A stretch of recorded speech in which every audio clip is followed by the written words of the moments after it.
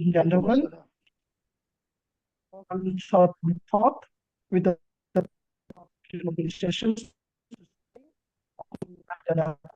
is a high issues of education that's not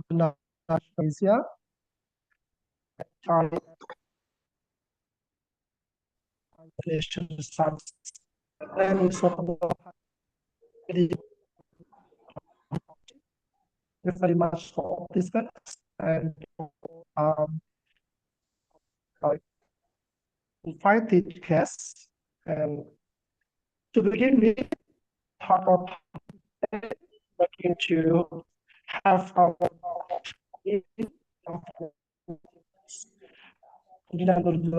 to give her kind of speech. The screen is yours.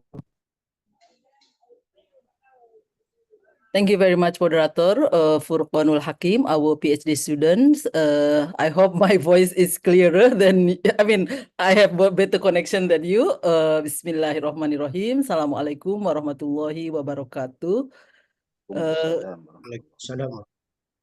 Good morning, my students, lecturers, and all participants in Indonesia. And good evening, Dr. Brian MacHarg. I hope that I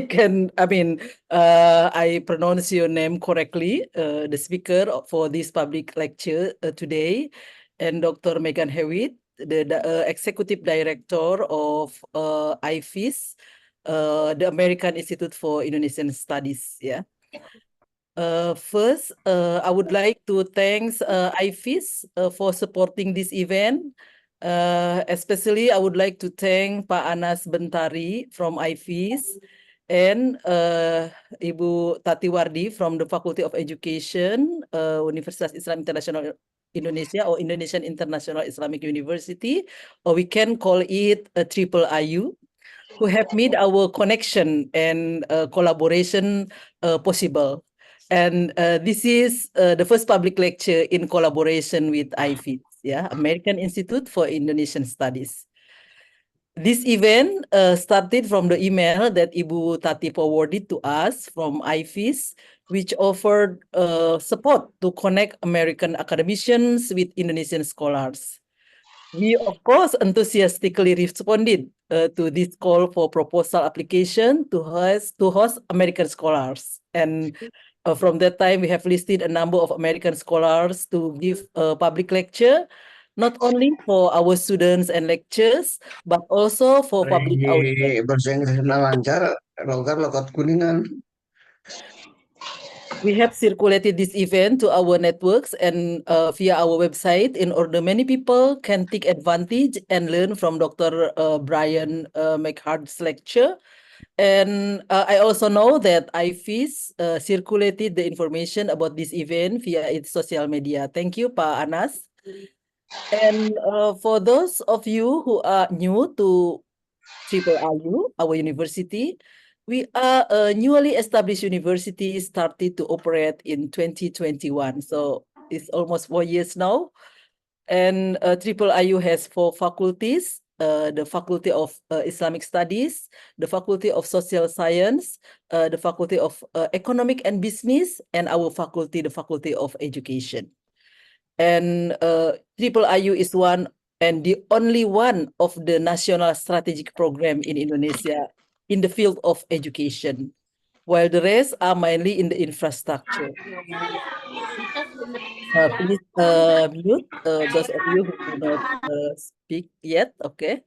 As a newly established university, we provide full scholarship to do MA and PhD in these 4 faculties, even though, of course, we are open to a full paying students. Yeah, and as an international university, we are open to students from various countries.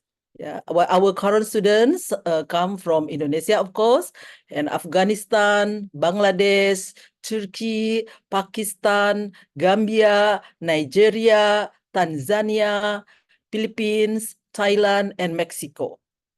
Our university promotes moderate, peaceful Indonesian Islam, the Islam which should give a blessing for the whole universe. Therefore, even though our university has the label of being Islamic university, we are open to students, lecturers, staffs from various religious affiliation. We indeed have Christian staff and students and also lecturers from Bali, who has Hindu as his religion. I think that's all from me. I hope you enjoy this morning lecture. Thank you very much. Assalamualaikum warahmatullahi wabarakatuh. Waalaikumsalam warahmatullahi wabarakatuh. Thank you for the Dean of Faculty of Education, Prof. Nurmila PhD, for the welcoming speech. And the next welcoming speech, I'm going to invite from the AIFIS Executive Directors in the United States, Dr. Megan Howitt. The screen is yours. Thank you so much. It's really a pleasure to join everyone today. And it's really great to see you, Brian. I know you and I have emailed a lot, but never really been on a Zoom together. So it's wonderful to see you here. Of course, if you do not already know, Brian was an AIFIS fellow a few years back, unfortunately during the time of right when the pandemic hit. So it's really wonderful to see you continuing this engagement and just really strengthening partnerships between US and Indonesia. So thank you, Brian, for your time. And just thank you to IIIU for your organizing, for the wonderful program and faculty that you are developing. And AIFIS is very excited and eager to develop these joint workshops and programs with you. For those who are not already familiar with AIFIS, let me give you a quick summary of who we are. Kemudian tadi kan 4/9 sudah dengan 1/9 dikali dengan R. Ayo. Oh ya, tolong di mute ya. Makasih. AIFIS is an acronym for the American Institute for Indonesian Studies. We are part of the Council of American Overseas Research Centers, which have research centers all over the world facilitating research, also enabling US government funding to be able to sponsor fellowships for researchers, American researchers going to Indonesia, as well as private grants that we facilitate Indonesian scholars to the US.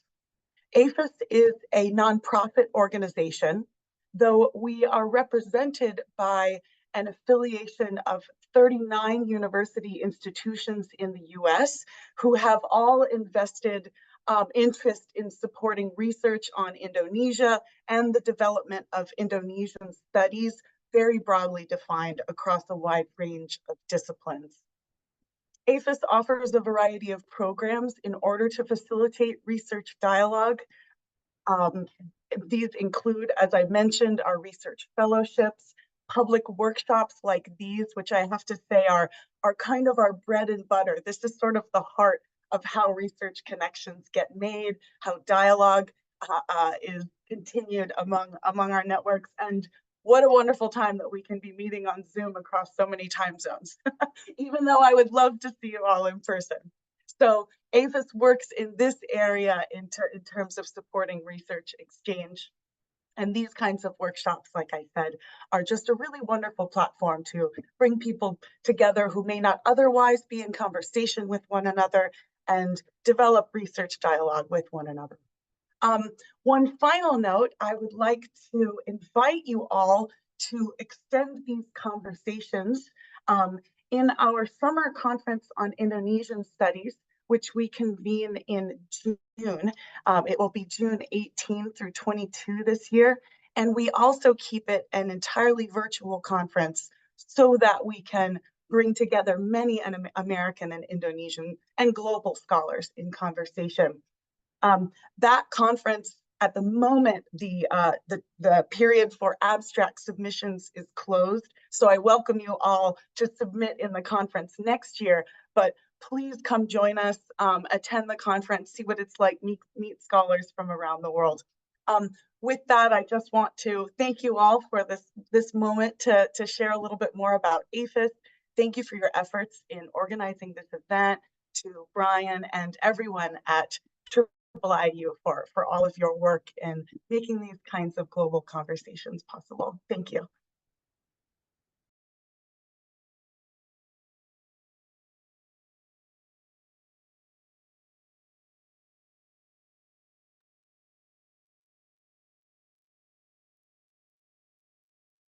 Well, I think it might be my time to begin. I wasn't sure if I was going to be introduced, but I think with that, maybe I should go ahead and get started. Should I go ahead and get started? Well, no, then let me make an introduction. Brian MacHarg I don't have a bio in front of me right now, but let me go ahead and welcome you, coming from Appalachian State University, if I'm not mistaken. So yeah, please, come on. Let's go ahead and have you share with the group. Well, thank you so I much. think we're having a muting issue also, so go ahead. Okay, thank you, Dr. Megan, for the welcoming speech. Sorry, Dr. Brian, before we begin the public talk, I need to introduce you first to the participants to make it more engaging for our talk today.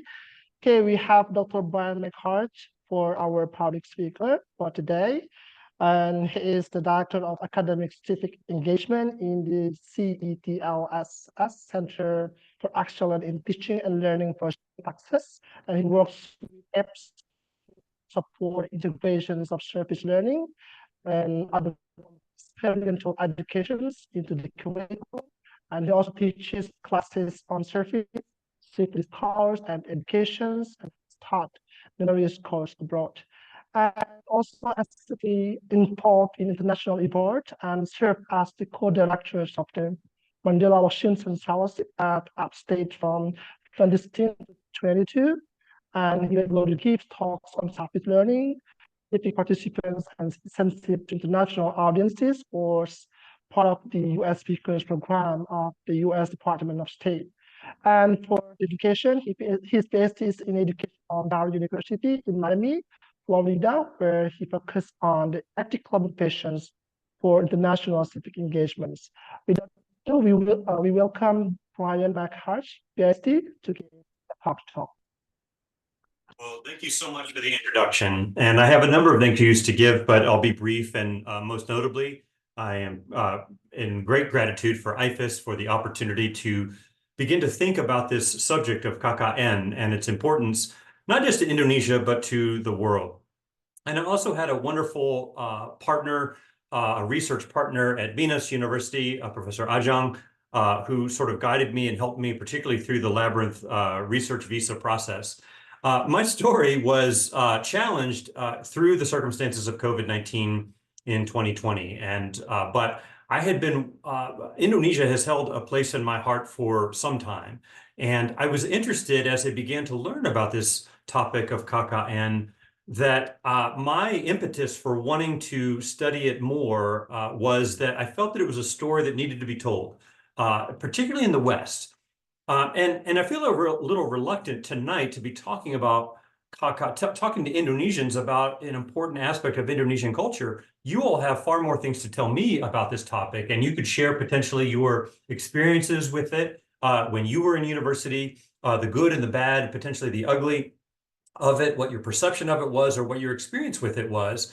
So I'm reluctant to share with you what you already know. My hope tonight is just to share what I think is a little bit of a philosophical underpinning of why KKN should exist, not just for Indonesia, but then transition to a little of what it's about, and then compare it to other similar national service programs around the world and in the United States, and then talk about the future of some of the future of it. And one of the things I think is an important future is that its story be told. When I mention about what KKN is to colleagues in the United States, they are pretty amazed. They're pretty amazed at what it is, why it is, and what it in fact looks like. And so I think as the field of civic engagement and service learning grows and discussions are to be had, KKN needs to be an important part of the conversation. So again, I want to talk a little bit about what I think are the philosophical underpinnings of why we have KKN, a little bit of the history, and then just a little bit of what it looks like. My hope is to talk for about 45 minutes, and then I'll have time for questions, maybe a little bit less, and then allow time for questions. I'm going to try to share my screen and hope that this works, and I think it should be working. So let me start here from beginning of the slideshow. So I work at Appalachian State University, which I'll reference in a bit, which also drives me quite a bit to do this research. Why am I in this field of civic engagement and public service, particularly public service in higher education? And I'll share a little bit about that in a second. And I want to begin by mentioning that my work with researching CACA and funded by AIFIS really was stymied and made difficult because of the 2020 coronavirus pandemic. I had arrived in Southeast Asia on March 1st, 2020, and then by March 15th, I was trying to book the next flight I could back home because it appeared that the United States was shutting down.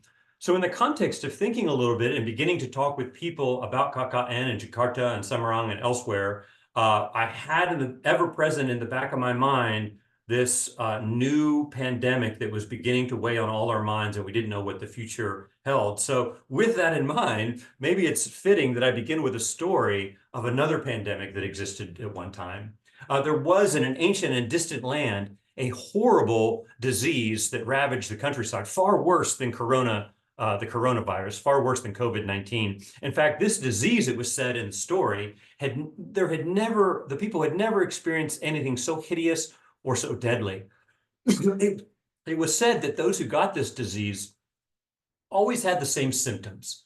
When they felt themselves afflicted with this disease, there was a sense of dizziness and confusion, sharp pains in the stomach, and then upon the face there appeared blood, bleeding from the face and bleeding from the pores of the skin. And as soon as anyone, friends, neighbors, family members saw someone bleeding with this red death, with this bleeding death, they were immediately cast out and separated from those who would otherwise care for them because this disease was so bad. It was said this disease was so deadly that between the time that one first experienced symptoms and the time that death overtook them was only the period of 30 minutes, only the period of half an hour.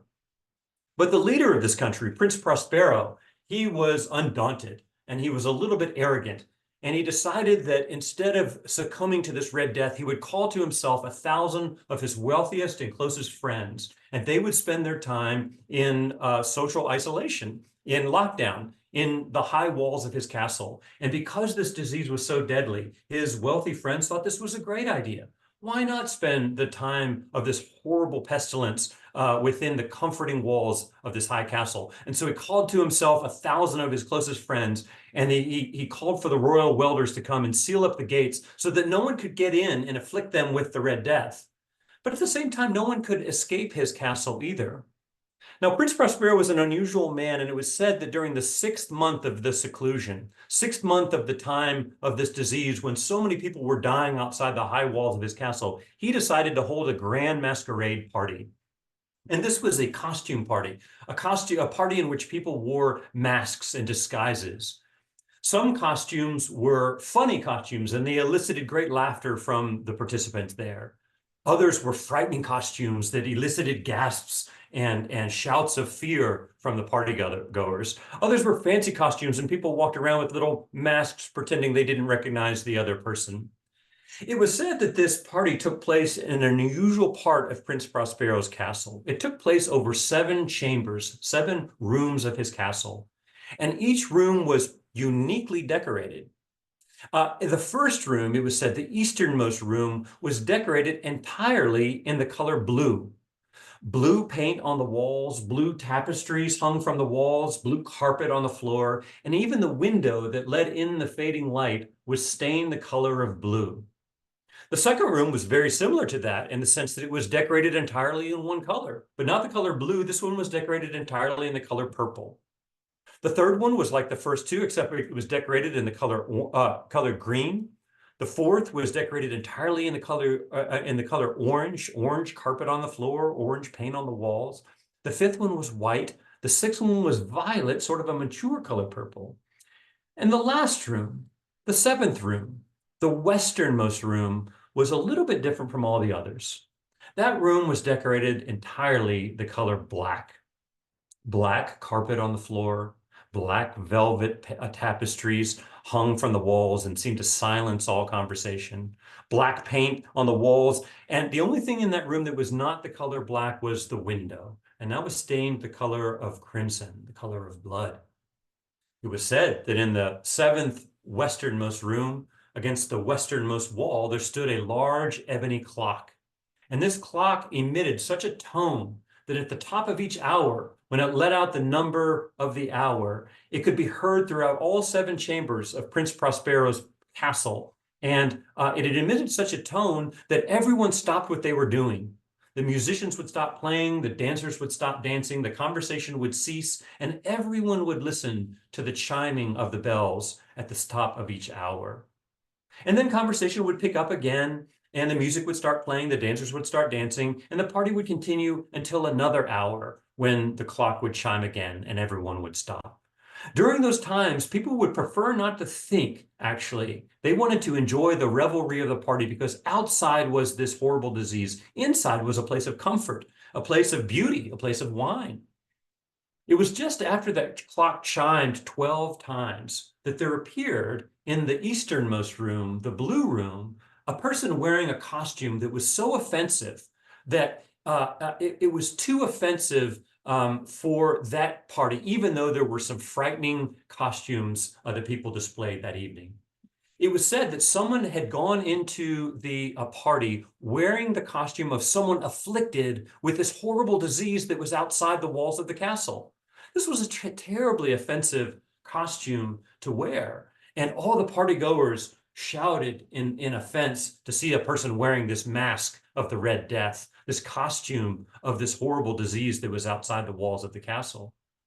Prince Prospero was in the easternmost room, and he said, "Who is this person who dares to wear this mask of the Red Death? Let us lay hands on him so we can put him on trial, and he will hang by the gallows at dawn."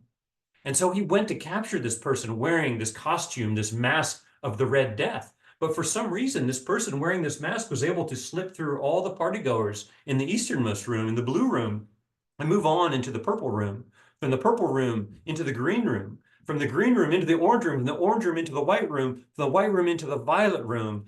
And it wasn't until he reached the very last room, the 7th room, the black room, the westernmost room, that Prince Prospero was able to catch up with this person wearing this costume of the Red Death. And by this point, he was so furious that he raised a dagger, and he was determined that instead of putting this person on trial, he would execute him immediately, when suddenly he felt a sense of dizziness and felt confusion and these sharp pains in his stomach.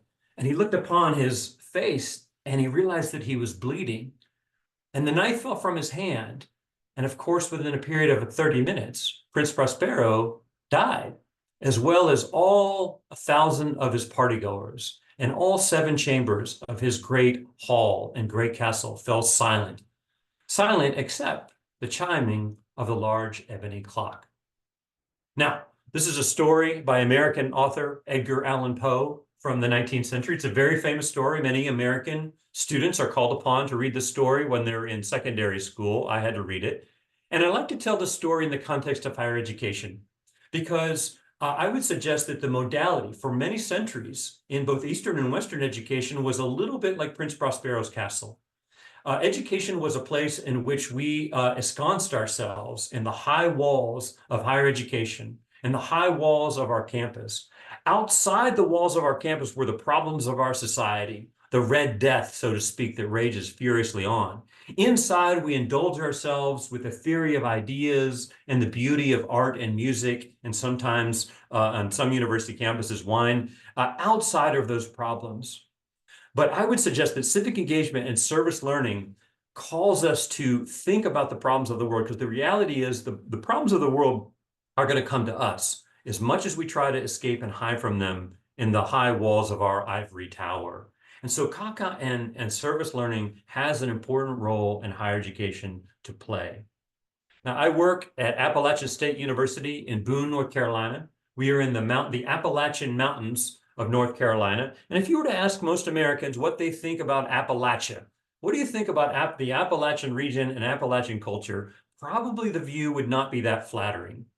I am from a part of the country that is sort of made fun of by the rest of the United States. We are considered, the people of Appalachia are considered uneducated, backwards, farming people, agrarian people, people who engage in activities like homebrewed alcohol and maybe engage in relationships a little too closely with family members. And there is, it's a lot of stereotype related to my region, but there's some truth to it in the sense that we are a poor region of the United States. And because of our geography, which is very isolated by our high mountains, we have struggled to find industry, struggled to maintain good transportation, and struggled economically in my region. But our university was founded to serve the mountainous region, and we are committed to a sense of civic engagement and to serving the Appalachian mountain community of which we are a part. It's a deep part of our ethos. Different pictures of our university in winter and in summer there.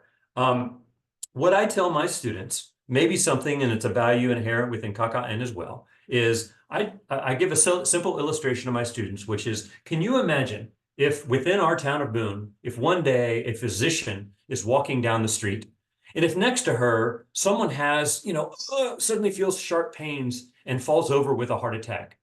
Now, we would say, in fact, we would demand to say, physician, doctor, you have to help this person having a heart attack. You are not allowed to say, oh, I don't want to be late for my lunch appointment. I don't want to scuff up my knees giving CPR. This person is not my patient, so it's not my responsibility to help this person having a heart attack. No, we would say, doctor, you have knowledge, you have education, you have a skill, you have the ability to help this person having a heart attack. You must stop what you're doing and help this person. And I think that that is a basic ethical obligation that we would impose upon someone who has such skills and knowledge. And my message to any university graduate of any degree, whether it's in accounting or whether it's in history or whether it is in music or whether it's in physics, is that you have an obligation to use your knowledge to help the problems of the world, whether it be a literal heart attack or a figurative one based on the problems that we have. And we cannot absolve ourselves from that responsibility and decide that we want to walk on by. If we've had the benefit of higher education, then we have a responsibility to address the needs of the world. So how do we instill that in students? How do we help them to think about that responsibility, both as a possible moral or ethical responsibility, and certainly as a civic responsibility? I would make the case that a service learning program at a U.S. university, but especially a program like KKN, is uniquely, has unique abilities to be able to do that. And that's a bit of, indeed, what I want to talk about. Last little thing about that thing with educated people is sometimes I ask my students in the classroom, what percentage of the world's population do you think has a college degree? What percentage? And many students, because they're hanging out with other college students, living with other college students in the dormitory, they think it's as high as 50 and 60%. It's actually as low as 7%. So any of us who have had the blessing and privilege of being able to get a university degree, potentially because we're a part of a pretty elite or small class, we have a responsibility to make the world a better place.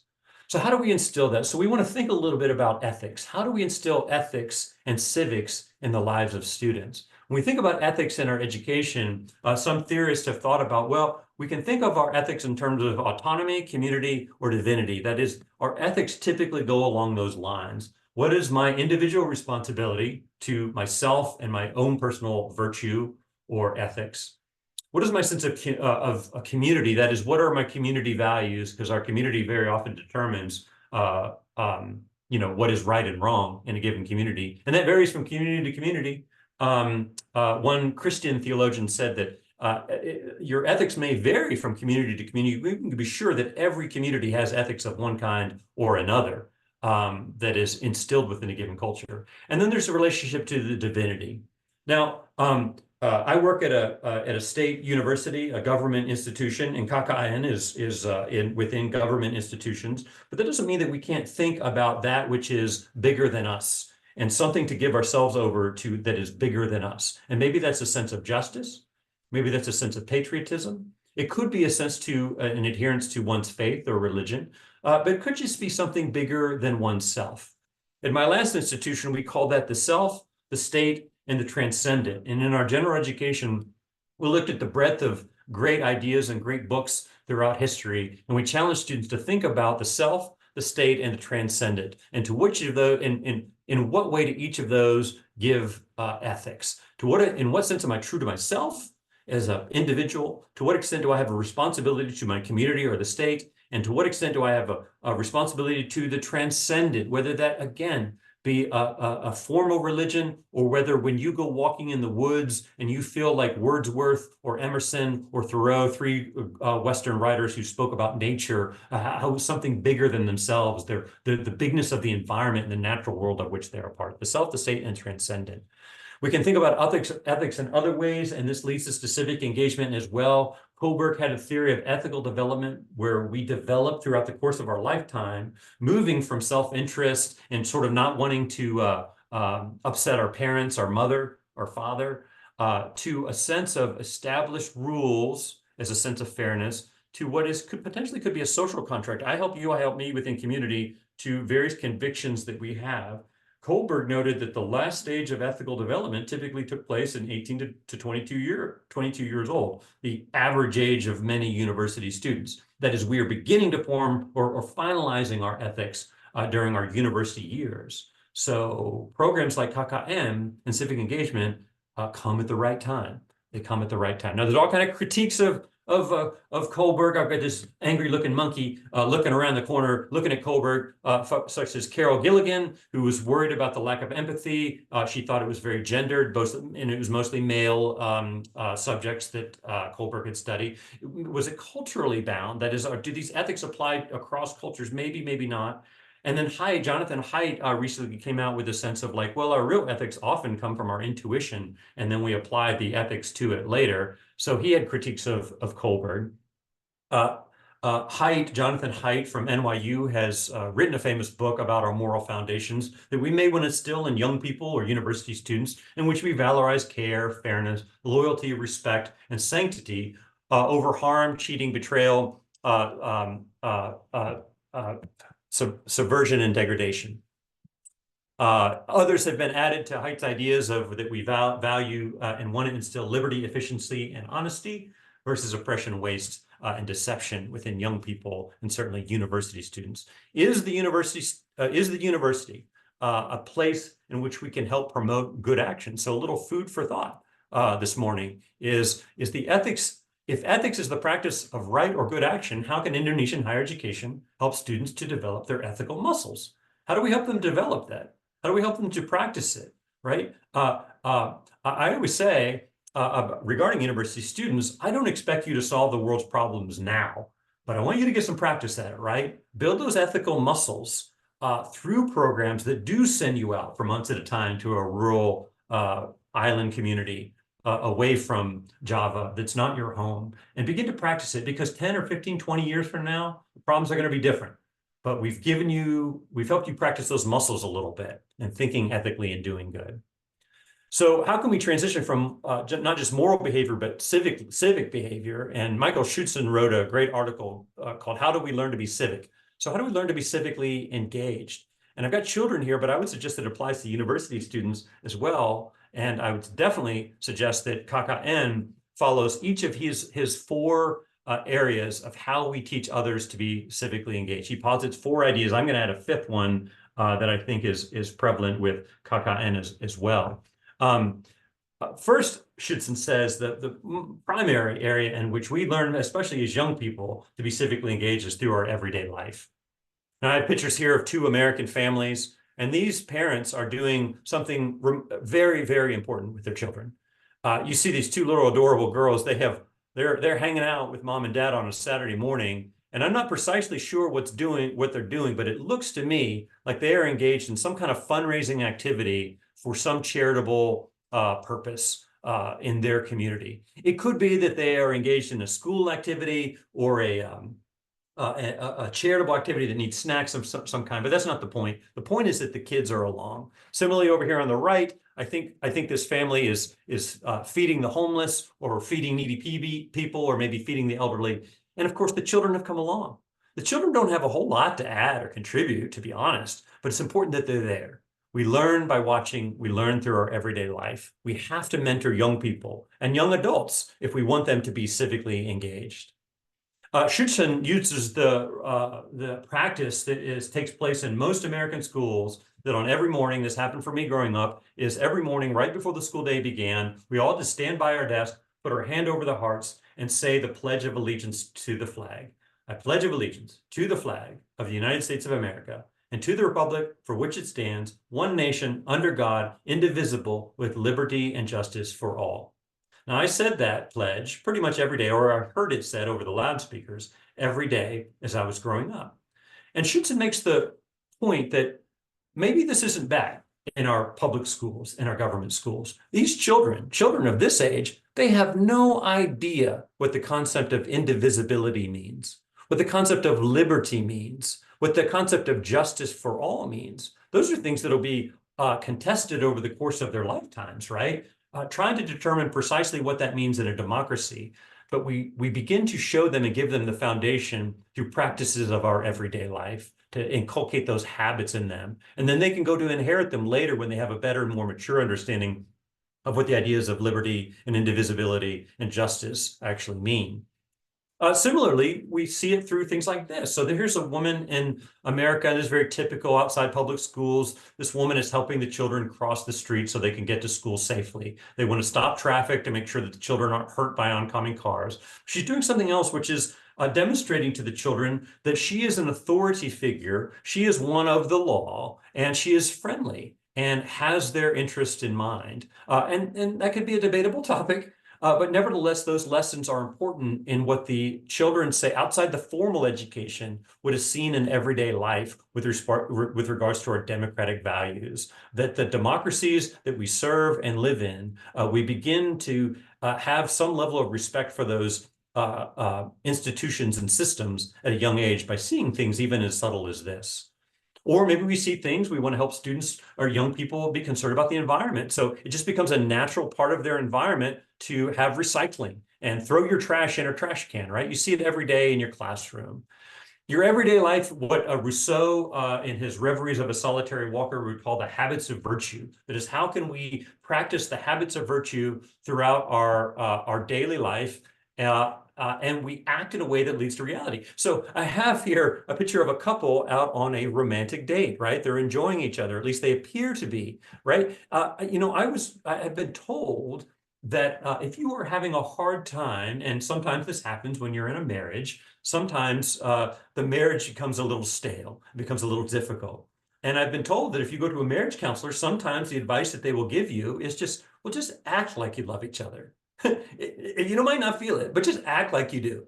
Go out on a date, enjoy each other's company, look into each other's eyes like you did when you first met each other, or when you were young and everything was new and exciting. If you act in a certain way, sometimes the actual feelings will follow. And I would suggest that our civic education is no different. Now, there may be students who drag out on KKN not wanting to go, although that's not the story that I found. Most students seem to be quite excited about it. But if we practice the virtue of engaging civically, the real sense of civic responsibility potentially could follow. Fake it until we make it, as the saying goes. Let me see if I can, for some reason, I can't advance the next slide here. I don't know why. I don't know why I'm stuck on this slide. There we go. Similarly, our implicit education, what goes on in our everyday life?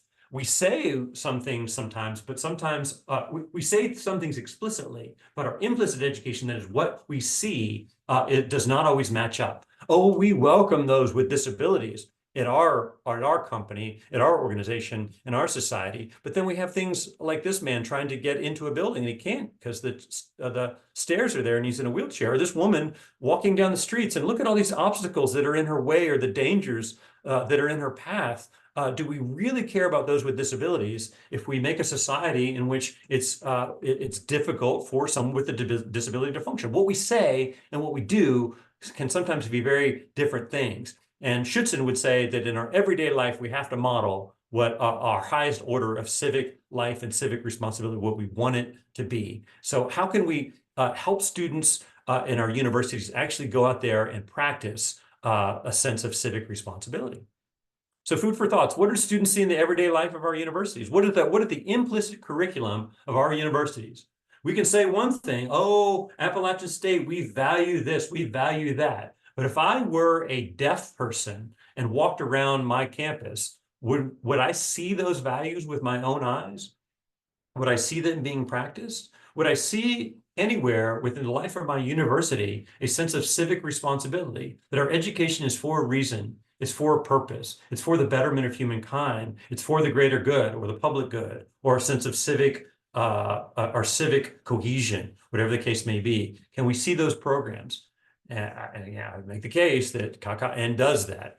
I feel like I'm selling it because this is what I've been doing since I've studied it to people here in the US. It's like, this is why it's important in Indonesian higher education. It's there. We need to learn more about it in the US. Okay, our structures of attention. Schützen mentioned our structures of attention. This is two pictures, and I'm using an idea of like, how do we focus people's ideas on something? There's a study by Cialdini in which people went to a website, a furniture store website, and they were given either this picture on the left or something like it, or something like this picture on the right. And they were surveyed after, those who made purchases at the furniture store, what influenced your decision the most? And the people who landed on the website, the one on the left, more often than not, they said that comfort was the most important choice in their furniture buying decision. The people who landed on the website similar to the one on the right, almost always through the surveys, they would say something like, no, value, a good piece of furniture for the money. That was what was important to me. And he's making the point that sometimes what are the structures of attention? How are we directed in our points of view and our attention with regards to our civic life? How can we draw attention to certain things in the world? Well, I'll get to KKN in a second. So when I was a kid, growing up in the 1970s, on Saturday mornings, they had TV programming for children my age. And this character, who was very important to me, right here in the middle, is this called Woodsy the Owl. And he came on commercials funded by the US government, I think, to encourage me not to litter and to protect the environment. Excuse me. Woodsy was hanging out with his friends in the parks, doing activities like planting trees, cleaning up ponds, hanging out with friends, just making sure that the environment is clean and taken care of. This was a structure of attention for people of my generation, Generation X, growing up in the 1970s, that the environment is something worth preserving and paying attention to. And our attention was drawn to that. And so Woodsy was in a lot of places as a kid, right? So they had like posters in schools. You could put it up in your bedroom or in your house. The little patches you could sew to your clothes, little pins you could wear. There's a little light switch you could put in your room to remind you to turn out the lights and save electricity. Comic books that were available to children to read about Woodsy and think about the environment. So there's been all kinds of public campaigns in the US about this related to both our social and political life. Don't start forest fires. This is a public safety campaign to keep kids safe about electricity. Don't get around a power line. Don't put your radio into the bathtub. You can get electrocuted. Very friendly voices to children. And here over on the right is a education about how laws are made in the US made through a little song. This is our civic education through structures of our attention. So we highlight certain things, but we ignore certain things with the structures of attention.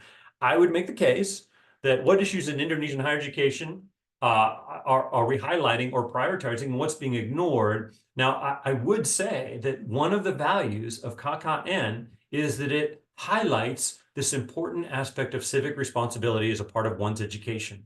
So this sense of a focus of attention is there in Indonesian higher education in a very important way.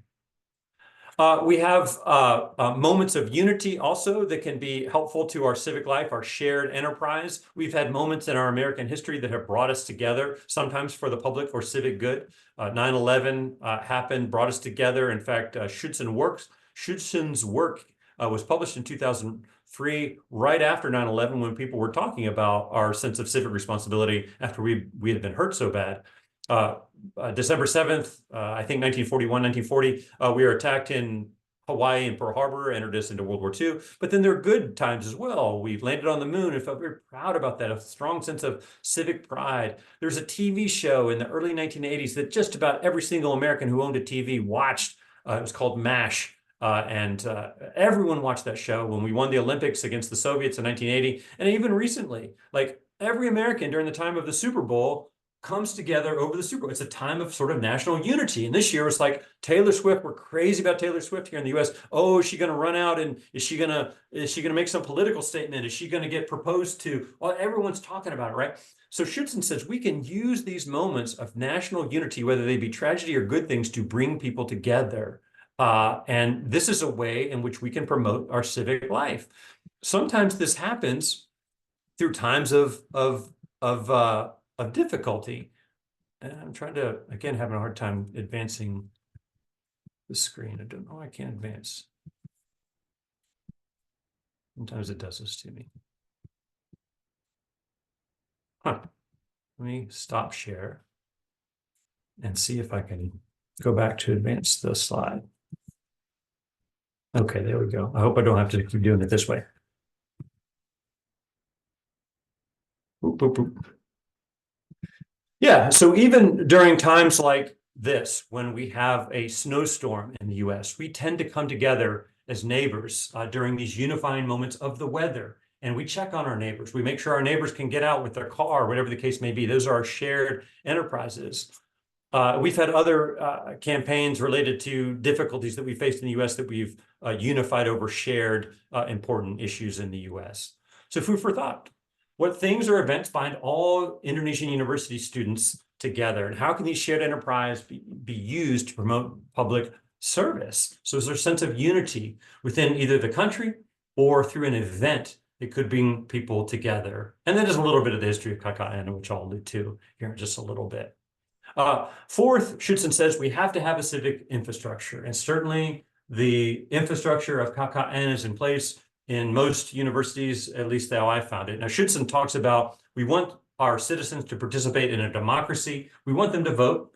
Generally, you don't have to vote, but we want to make it as easy as possible for people to vote. And Schützen points out that in most American communities, and this is true for me, when it comes time for me to vote in any election, I typically go to a fire station or a school gymnasium, sometimes a church, if it's church is the largest building in the community, some facility.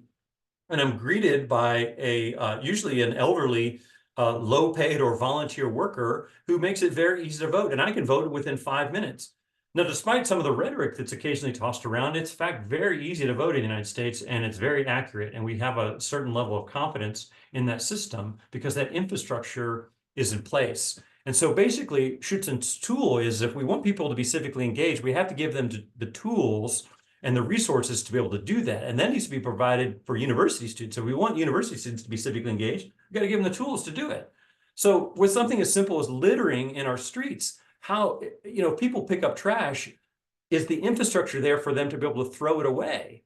Like on this little park walk, you've got a trash can here, a trash can there, a trash can right here. It's on a street corner. Here's a little child with a very friendly face. I'm going to talk about nudge theory in just a second, who's very much being encouraged to throw his trash away. It's available in the park where he hangs out.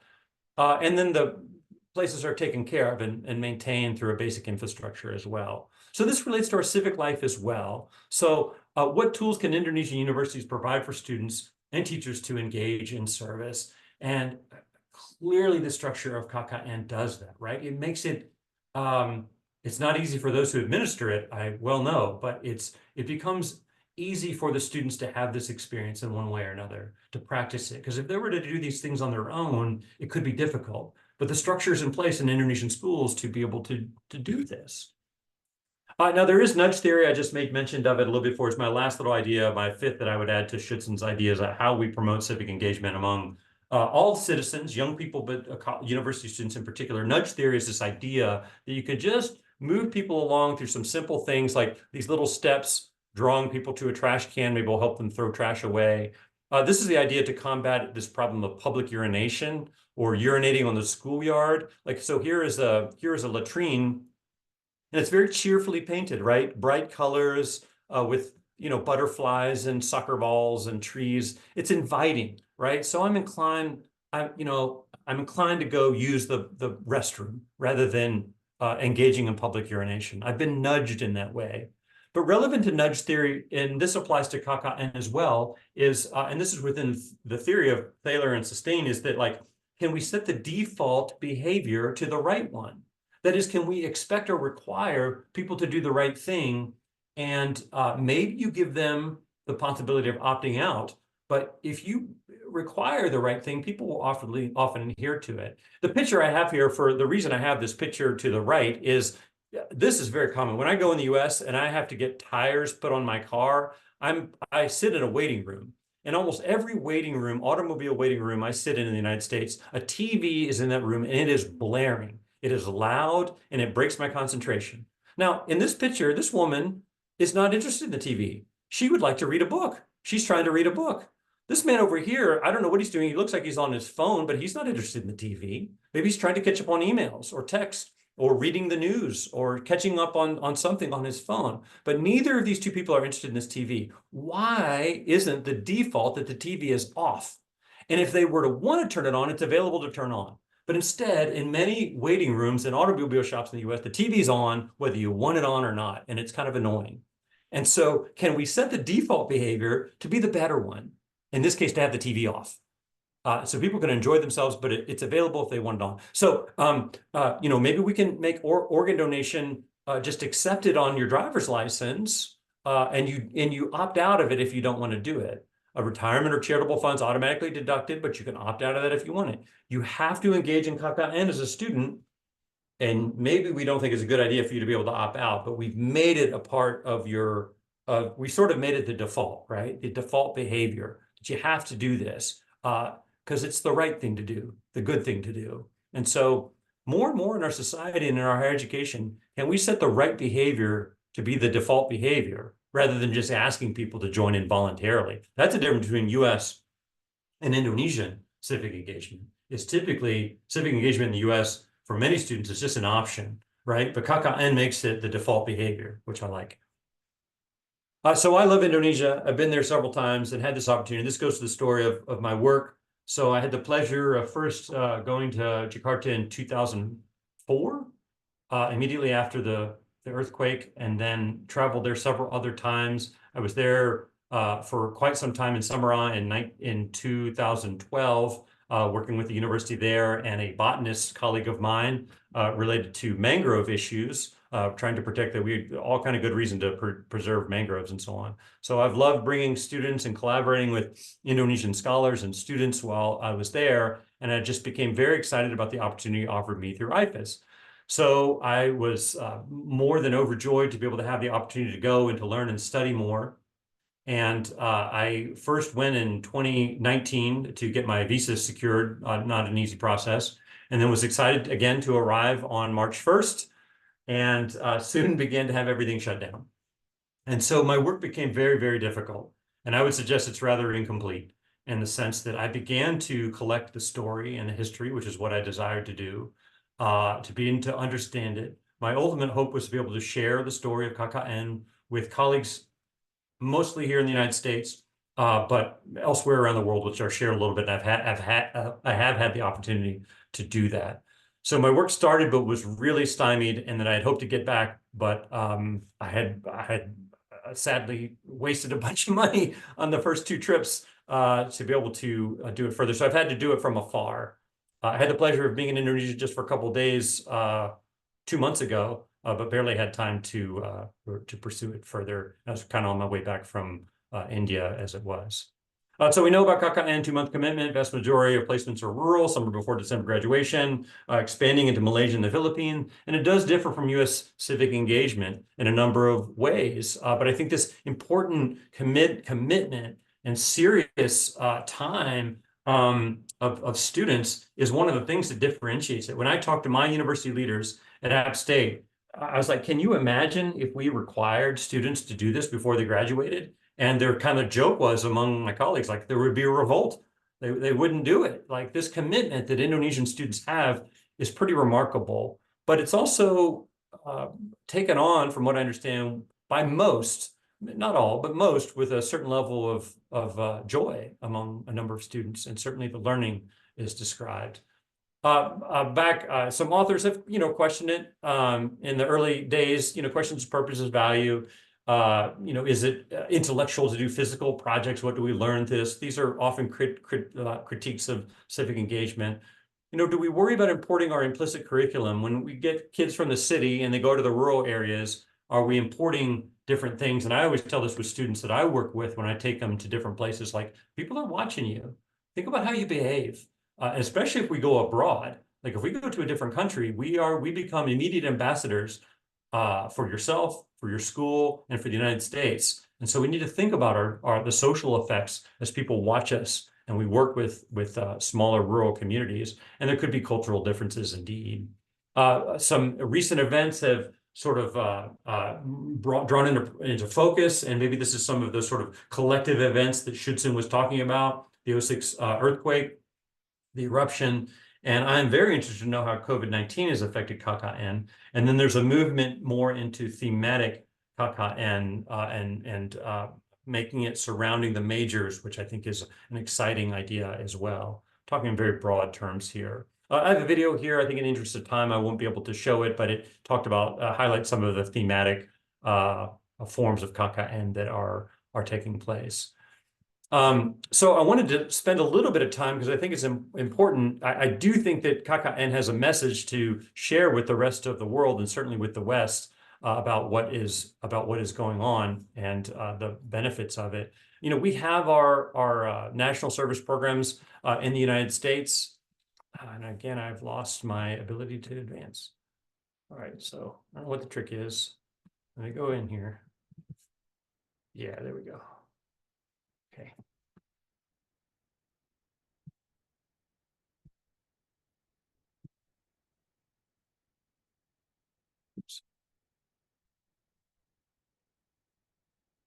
We have our national service programs, including AmeriCorps. AmeriCorps is our version of national service. It's not, of course, required. It's not required in higher education, but students, it's very similar, somewhat similar to the Peace Corps in the sense that it's domestic service, and students can spend time in service full time and earn an educational award when they're done. So there is a connection to their education, can either pay off a student loan or be applied to future education that a student might have. But there's a meaningful involvement in AmeriCorps in the U.S. And there's different forms that are available with AmeriCorps depending on one's age. There's a summer version of it as well. But this isn't really the same as KKN. It's something just a little different, sort of a separate ancillary program sponsored by the U.S. government, not directly tied to higher education the way the KKN is, and certainly not a requirement for graduation. In fact, it's very much considered post-undergraduate option for some people. There is City Year, which is similar to AmeriCorps as well, where students go and work in our urban areas around the U.S. Urban areas sometimes are those that have the greatest challenge and greatest struggle, greatest level of need. So it's very similar, but sort of a similar kind of commitment of spirit through some of the things I've been describing in terms of, students who have had this development of their civic life and their ethical life. And the way I just described through Schützen and through nudge theory and through our ethical development, often want to join AmeriCorps or City Year, and they want to make a difference and make those kinds of commitments. Again, not tied to higher education. Teach for Americas is a similar kind of national service program. At least it's sponsored by the government. It's a 2-year commitment. It's extremely competitive. I've heard it's harder to get into Teach for America than it's to get into Harvard. I don't know if that's true or not, but I do know it's highly competitive. It's very difficult. And it faces some critiques for sending non-trained teachers into schools. Why are you doing that? You should send trained teachers into schools, not amateurs. But it's still an opportunity for people to serve their communities in sort of cross-cultural ways, in the sense that many times, like, educated suburban kids go into very struggling schools and they learn a lot in that process, not unlike what KKN does. And then there's the Peace Corps, which is a different thing, where we send people abroad. And the basic ethos of Peace Corps is to serve and to learn. Not unlike KKN, every Peace Corps, both leader and member I've talked to, have said a successful Peace Corps volunteer commits themselves above all to learn. And if they happen to serve, that's great. And that's the idea. And what I've heard time and time again is sometimes the project is frustrating, the bureaucracy is overwhelming, the work doesn't get done in the way that they hoped or envisioned or imagined, but they love the people that they served in the communities in which they served. And I think actually that's the goal of the Peace Corps. Great if you can get something done, but ultimately it's to create those sort of cross-cultural connections. Not unlike KKN, when we go from the urban areas to the rural areas, we can learn a great deal. And I think that is one of the main purposes that KKN came to be, is that the educated elite have some level of understanding of rural communities. Those who were to lead the country would have some knowledge of what goes on in the outer islands. That's an important part for those who are going to be running in one way or another, running the country. But also those countries can be served, those rural areas can be served as well. But the point is like there's that great cross-cultural learning that can take place through experiences like Peace Corps or like KKN. Now, I would suggest that there are many other national service programs, some of them tied to higher education. I had the benefit of being in Ghana not that long ago. They have a requirement. Interestingly, because it is a little bit less directed by the universities, that is, it happens post-graduation and not under the supervision of the university itself, it can lend itself to corruption very oftentimes in Ghana. There's, oh, I'm just going to pay somebody off and not have to participate in my national required service for all university graduates. Similarly, Nigeria has a similar kind of program. And then there's growing interest, but it's, again, not the same as KKN in the sense that it is not as directly supervised by the university, not as tied to the curriculum, not as tied to the university experience, but it's just something you have to do after you get done. And a lot of people just want to dismiss it because they're ready to get to work. Ethiopia, and I'll make reference to that in a second, is hoping to start a national service program, but they've had a lot of challenges, most notably a civil war that they're coming out of. Following my involvement with AIFIS, for which I am very much grateful, I've had the pleasure of sharing about what I have learned and am learning about KKN with, I think, some important audiences. I had the pleasure of giving a presentation to the Malaysian Ministry of Education, who next door is looking and saying, we are, and they are interested in a K-12 sort of a pre-university experience and expanding both ethics and service into the curriculum. So it was a pleasure to give a presentation to their Ministry of Education and to highlight what is happening in Indonesia related to KKN. I had a week-long consultancy with the Ethiopian government.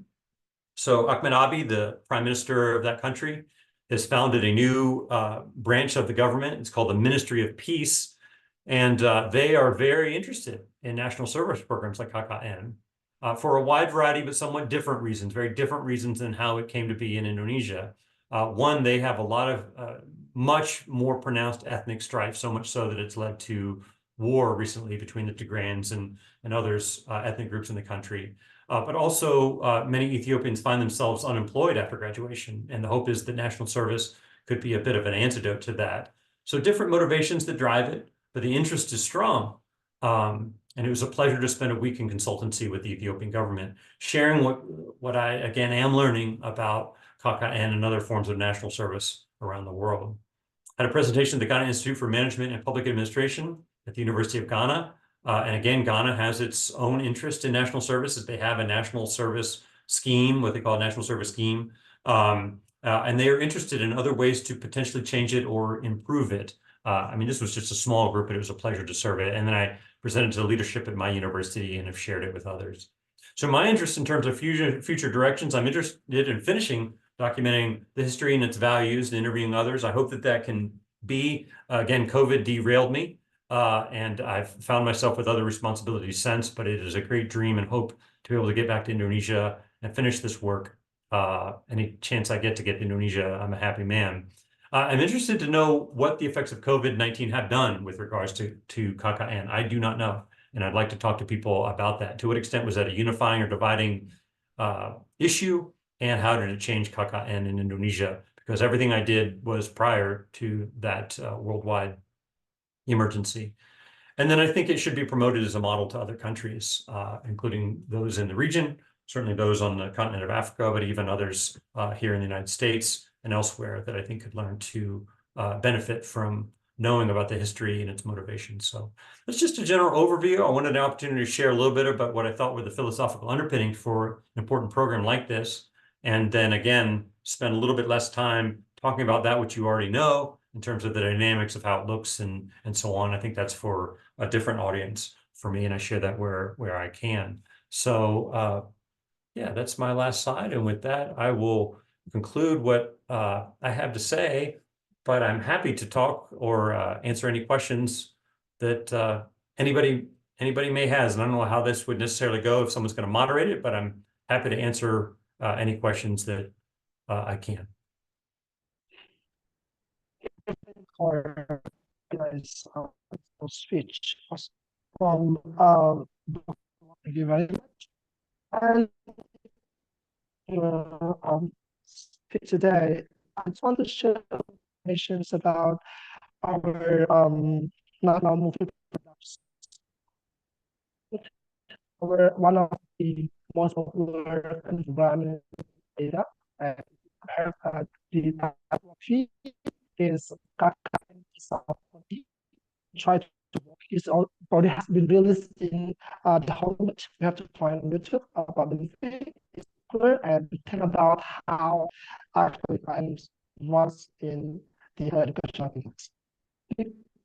Try to turn from I'm in painting or to invite the participants to give questions or to share something about student relationship learning or clients. Just raise your hand or you can have questions.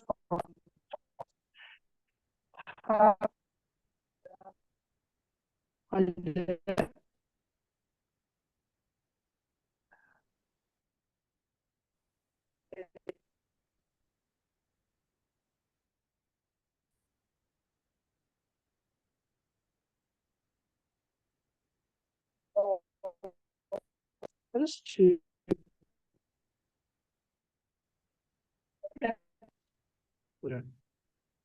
yeah, I invite participants to pose questions. You can also pose your questions on the chat box, or you can also raise your hands, and I will give you the screen to share your questions.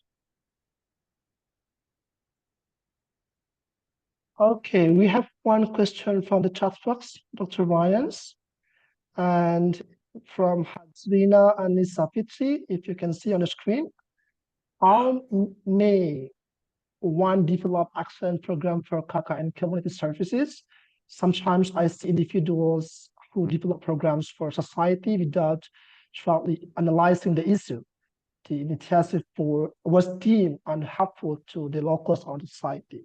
How do you respond to the questions of that? This is a great question, Hazrina. So back in 1993, I had just broken up with a girlfriend, and I had at the same time, the city of St. Louis, Missouri, was experienced tremendous flooding. The Mississippi River, probably it is our largest river in the United States, flooded its banks to a tremendous level, and many communities along the river were utterly devastated through the floods.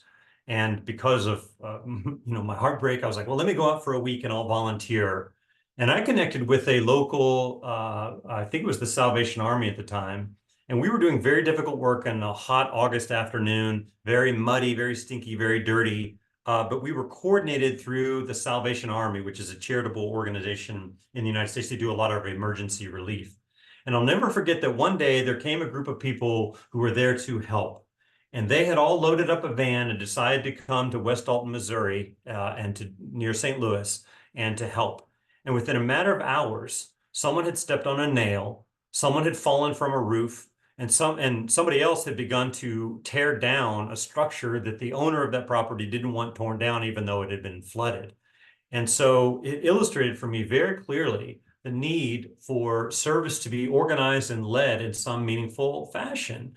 And so we need these structures. This is what I talk about with the infrastructure, right? The infrastructure needs to be in place to direct and help people and to make sure that the community is truly being listened to. Because if we come in as lone rangers, if we come in as, oh, we know better, like we've got a good idea for you, you better listen to us, that is often a recipe for disaster or for people to just get hurt or falling off roofs or stepping on nails and things like that. So I think the point is well taken in the sense that we have the need for infrastructure and leadership within service, absolutely. And so universities can provide that. Our local communities can provide that. And I'll say one last thing, though, related to that, which may seem to go opposite, which is I do think that everyday citizens can and should organize themselves. Alexis de Tocqueville, And his famous book, Democracy in America, he was a Frenchman who came to America and made observations about American life and about democracy. And he has this great line. He says, you know, these Americans, they're always forming associations.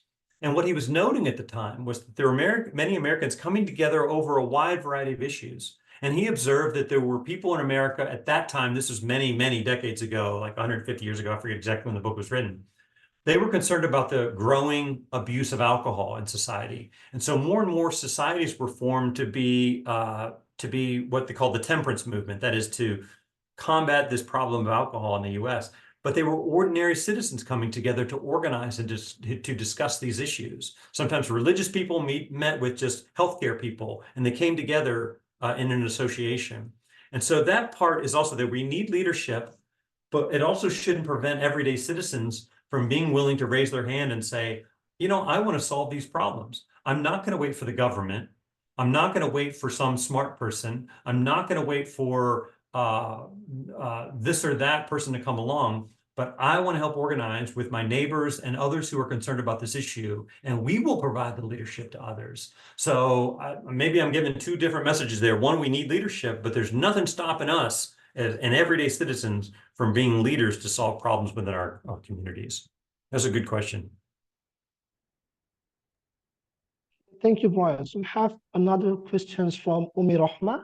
Mr. Brian, in Indonesia, we have a special KKN program.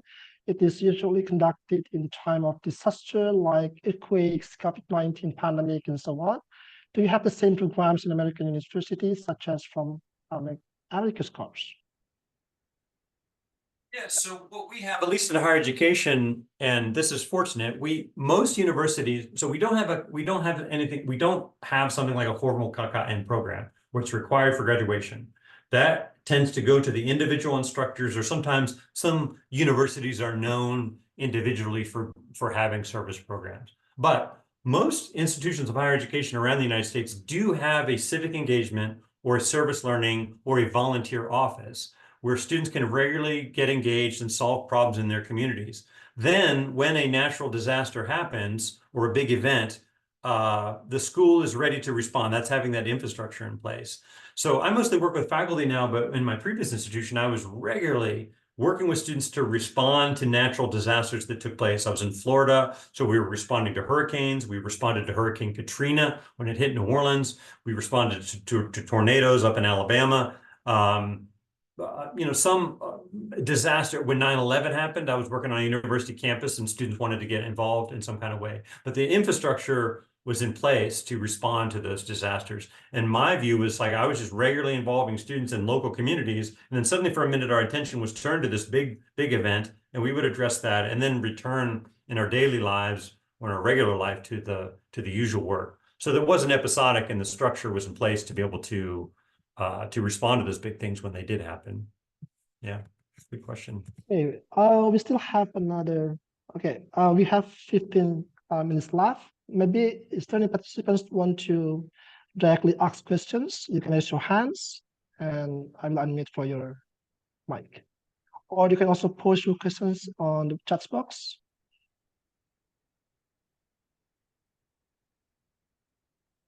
Okay, once again, I invite participants to give direct questions to Dr. Brian. Can I call Miss Bidari? Are you there? Because you were raising your hands.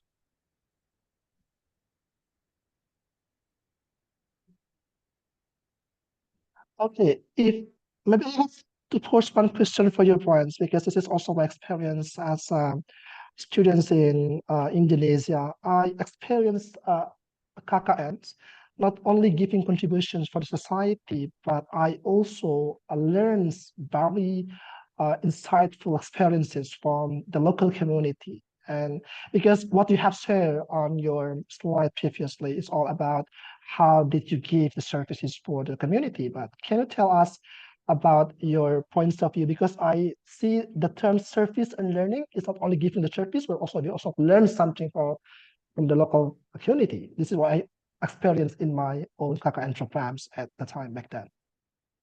Yeah, absolutely. And I mean, this is why, in my view, it's so importantly tied to higher education, when better is there a time to help students to confront and think about these issues? And this is the whole idea of David Kolb has the idea of experiential education written in 1984. And he talked about this theory of learning in which, traditionally the modality of higher education is what I described at the very beginning of my talk, that Prince Prospero hiding in the high walls of his castle. It was abstract conceptualization. Right? Just, the professor is the sage on the stage, the lecturer in front of the classroom giving a lecture. But Kolb reimagined the way that we learn to say, well, first, can we experiment? Can we test that what the professor is saying is really true? And the sciences have done this to one degree or another fairly well through labs. But this can be done through other disciplines as well. And so he said, maybe we should go from abstract conceptualization to a concrete experience, or to testing it, to concrete experiences, that is, go into the real world and see if you can test what your professor says, and then you come back and reflect on those real world experiences in the light of the theory or the authors that you have been discussing. So educational theorists, it's been said, John Dewey said, we don't learn by doing, we learn by reflecting on what we do. And so that should be a process and a cycle where students are in the classroom and then they go out into the community and they come back into the classroom and back out into the community and they learn. I tell students, and some students are a little uncomfortable with this, is I hope that you're willing to challenge your professors. Maybe if you go out into the world and you see something that's different than what they are talking about in the classroom, it's okay to raise your hand and say, professor, you're saying this one theory, but I'm out in the community and I see something very different. Why is that, right? Are you wrong, professor, about this? And, professors know their stuff. They can be challenged on these kinds of things. So I agree. It's not just going out to serve, but it's what we can learn. And that's one of the important characteristics of civic education, is there's some level of reciprocity. It's not just about students serving the community, but it's about what the community can teach our students. And these are people who have been in the trenches for a while. And, we spend a lot of time in theory and education, but a lot of this stuff gets discarded when we get out in the real world and we actually test it and use it. And so there's a lot of knowledge that's available to be offered. And I would suggest one last thing, which is it is also possible to invite the community into our classrooms. Not only should students go out and serve and learn in the community, but can our universities find ways to bring our communities into our classroom? Can we bring in guest lectures? Can we bring in participation by NGO directors to give talks in the classroom, or maybe even have input on our syllabi? Would we be willing to show our syllabi to a community partner and say, what do you think about this? Is this practical in your world and what you do? And so, yeah, that reciprocity and learning should take place. There's a whole article written on the hyphen in the service and learning, meaning that those two things are supposed to be equally yoked. There's service, and then there's learning to the community. It's not just enough to do service. You got to reflect on what that service is, and those two are tied together. So, point well taken. Okay, thank you, Brian. One more question from the participant in the chat box. Currently in Indonesia, we also have programs named MBKMs, and it's also a little bit similar to KKN, but specifically the students are required to teach the community in in some schools. Have you ever heard about these programs, Brian? I am generally unfamiliar with this. Yes. That's actually the question from Mr. Ahmadi. And I think maybe we still have 10 minutes left. Any other questions? But it looks like it's an exchange program, and I think there are absolutely some benefits of it. There's the sense of leaving your world of comfort and trying some things either at another school or in an educational context. I would see some benefits, but I'd need to study a little bit more to actually make a thoughtful commentary on it. Okay, cool. Okay, thank you very much, Brian, for a very insightful sharing for all of us today. And we have almost 200 participants listening to our talk today.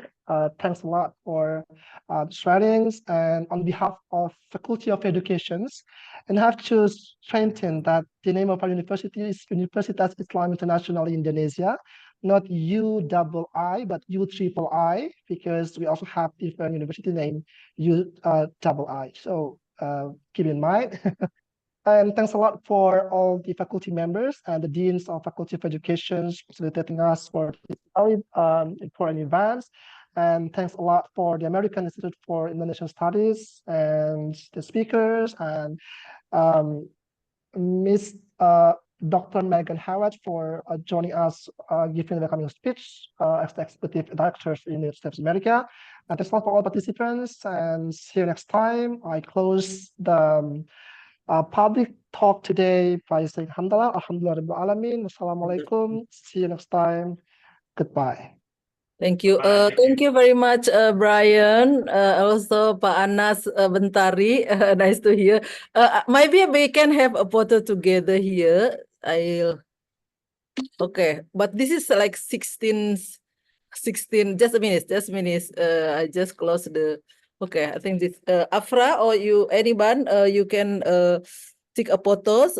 Please do not go out first. 1, 2, 3. This is the first slide. What? This is 8. 1, 2, 3. The second one. Now the third one. And then this is the fourth one. I don't know where you are. This is the fifth one. This is the sixth one. This is 7. And this is the last 1, 2, 3. Okay, that's all. Thank you very much. Thank you. Have a good day, everyone.